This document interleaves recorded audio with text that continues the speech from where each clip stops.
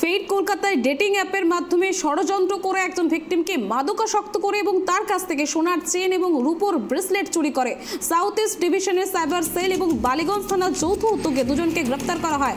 একজন অঙ্কিতা গুহা এবং অন্য একজন মামনি চক্রবর্তী ওরফে পিউ মিত্রা, এমনটাই কিন্তু সূত্রের খবর। আর এই বিষয়ে বিস্তারিত আমরা জেনে নেব। যেমনটা আপনাদের বলছিলাম, ফের কলকাতায় ডেটিং অ্যাপের মাধ্যমে ষড়যন্ত্র করে একজন ভিকটিমকে মাদকাসক্ত করে এবং তার কাছ থেকে সোনার চেন এবং রূপোর ব্রেসলেট চুরি করে এবং south east division cyber cell এবং বালিগঞ্জ থানার যৌথ উদ্যোগে দুজনকে গ্রেপ্তার করা হয়। আর এই বিষয়ে বিস্তারিত আমরা জেনে নেব। টেলিফোন লাইনে আমাদের প্রতিনিধি অপ্রদীপ রয়েছে। অপ্রদীপ, কলকাতার বুকে ডেটিং অ্যাপের মাধ্যমে ষড়যন্ত্র করে আবারও এরকম চুরির ঘটনা, বিস্তারিত কি উঠে আসছে?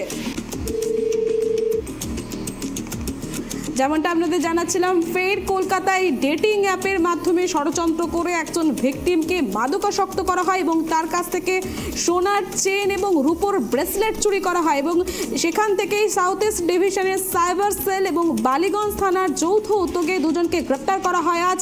এবং যেমনটা জানা যাচ্ছে, একজনের নাম অঙ্কিতা গুহা এবং অন্যজন মামনি চক্রবর্তী ওরফে পিউ মিত্রা।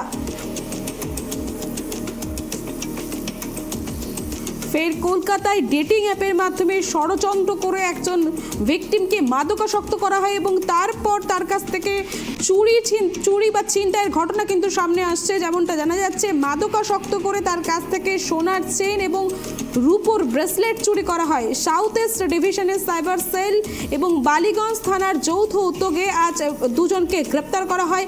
একজনের নাম অঙ্কিতা, যেমনটা জানা যাচ্ছে যে মাদকাসক্ত করে ভিকটিমকে তারপরে সেখান থেকে চুরির ঘটনা।